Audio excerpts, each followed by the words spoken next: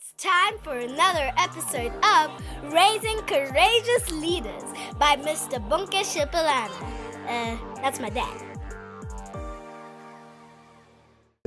The title of my message today is Claim Your Inheritance. Claim your inheritance. We're all aware of that guy or girl who seems to have everything going well in their life. They seem to have been born to the right, wealthy family. Everything that they desire, they seem to acquire it without having to work hard for it.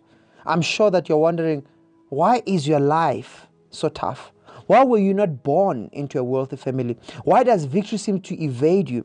It seems like each new decision that you make is constantly blocked by some challenge that you have no answer to. Guess what? Today is a day that your life is going to change. Today I'm going to teach you how to claim your inheritance. I'm sure that there's someone out there wondering, which inheritance are you talking about, Bonke? My grandparents, my parents were never wealthy. My family has been poor since the day I was born. So where am I going to get this inheritance that you are talking about? As a start to a new life, let us read Deuteronomy 1:6-9. And it reads as follows. The Lord our God said to us at Horeb, you have stayed long enough at this mountain. Break camp and advance into the hill country of the Amorites. Go to all the neighboring peoples in the Arab, in the mountains, in the western foothills. See, I have given you this land. Go in and take possession of the land that the Lord swore he will give to your forefathers, to Abraham, Isaac, and Jacob, and their descendants after that. According to the passage that I've just read, it seems that your inheritance is not dependent on what your biological parents owned.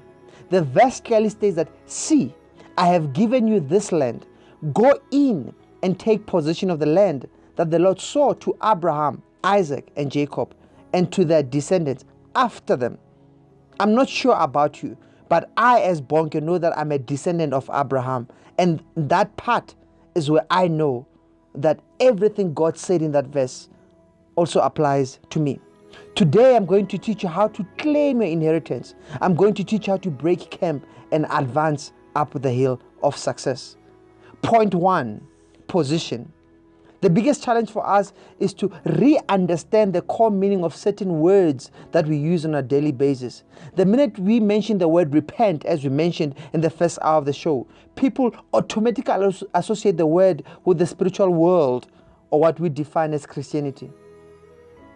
The word repent means to go back to the highest level that we created to be in.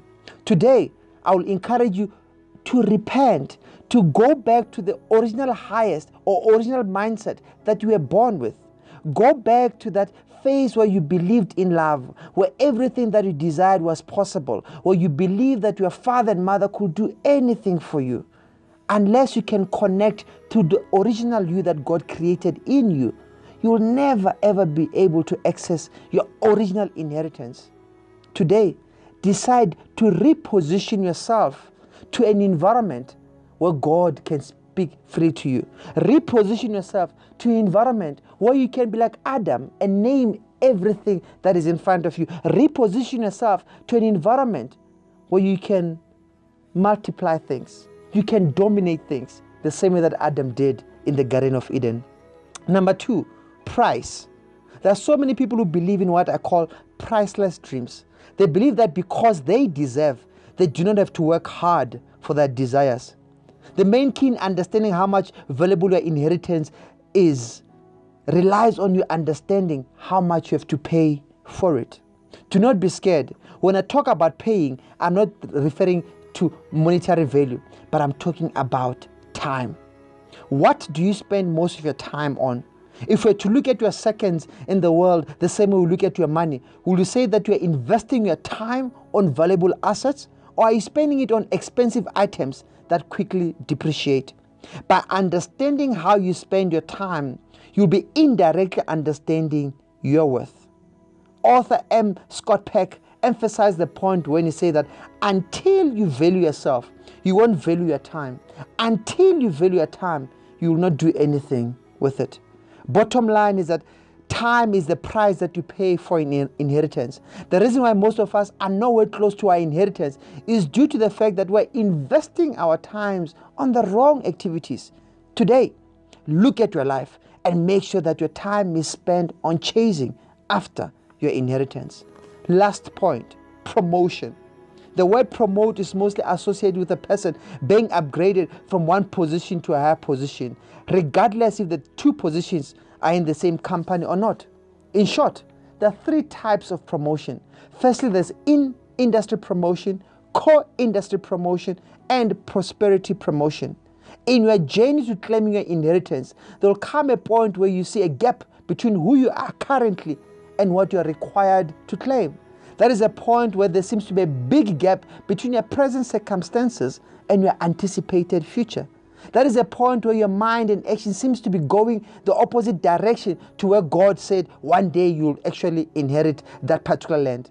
At that time, I'd like you to think about prosperity promotion, a promotion that is not reliant on past specific experience, but depends on what God has promised you. You might feel like you do not deserve the inheritance. You might be saying that I only have a grade 12, then how can I be a successful entrepreneur? You might be thinking that I've been divorced before, then how do I know that the next marriage will work? You might have applied for the same position more than 10 times and they've re-advertised, but you are scared to apply again because you have failed 9 times before. Today, I'd like to remind you that your future inheritance has nothing to do with your past experience. Your future inheritance is 100% dependent on God's promise in your life. As we conclude this segment, I want to leave you with the next 4 points. Number 1, some make it happen, some watch it happen, and some say or ask, what happened? Do not be the one who said, what happened to my inheritance? Number 2, seeing yourself as you want to be is the key to your personal growth. Third point, the main thing in your life is to keep the main thing the main thing. Focus on running towards your inheritance.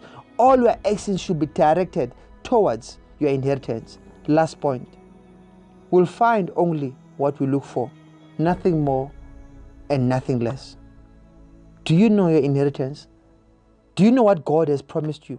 If you don't know what you are working towards, whatever comes your way, you'll just take it because you don't know what you deserve in your life. May God bless you.